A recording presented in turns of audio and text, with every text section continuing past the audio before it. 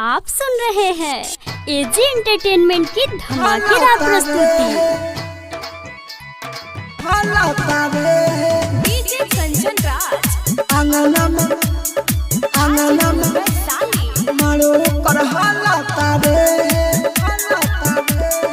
आंगना में mix by AG मारो रिकॉर्डिंग कर हालाता रे लगन में हो जाई शादी जाके ससुरा में हमके भूला दी जाके ससुरा में हमके भूला दी लगन में हो जाई शादी जाके ससुरा में हमके भूला दी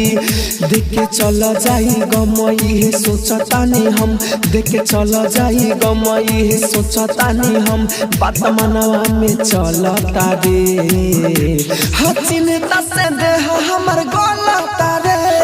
आंगना में मारो कर हालता रे चिंता से देह हमर गलता रे आंगना में मारो कर हालता रे। आप सुन रहे हैं एजी एंटरटेनमेंट की धमाकेदार प्रस्तुति। आंगना में मारो कर हालता रे mix by A G recording studio. लाल कलर ओकर कार्डे छपाइल शादी करेला बिया खुआइल हमरा से कबो मिल न आइल लागता भाई कके जाई देवा फाइल लाल कलर ओकर कार्डे छपाइल शादी करेला बिया खुआइल हमरा से कबो मिले न आइल लागता भाई कके जाई देवा फाइल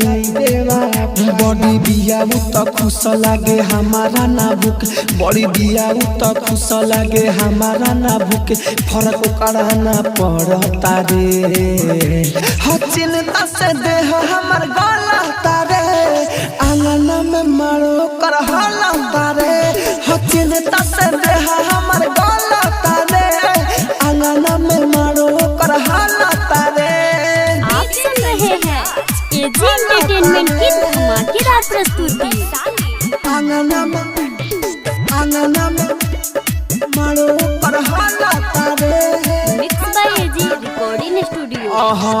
अमित मुकेश कैसे मन के मनाई किनके खियले जलेबी मिठाई राहुल राजधानी दुख बताई दिलख नंबर मोबाइल से हटाई अमित मुकेश कैसे मन के मनाई किनके खियले रहे वो मिठाई राहुल राजधानी दुख बताई दिलख नंबर फोन से हटाई रहे करे प्रयास तुरतिया विश्वास रहे करे प्रयास तुरतिया विश्वास सास तनी तनी चलता रे चिंता से देह हमर गलता रे आंगना में मारो कर हालता रे चिंता से देह हमर गलता रे आंगना में मारो कर हालता रे। स्टूडियो रोशनपुर सपहा।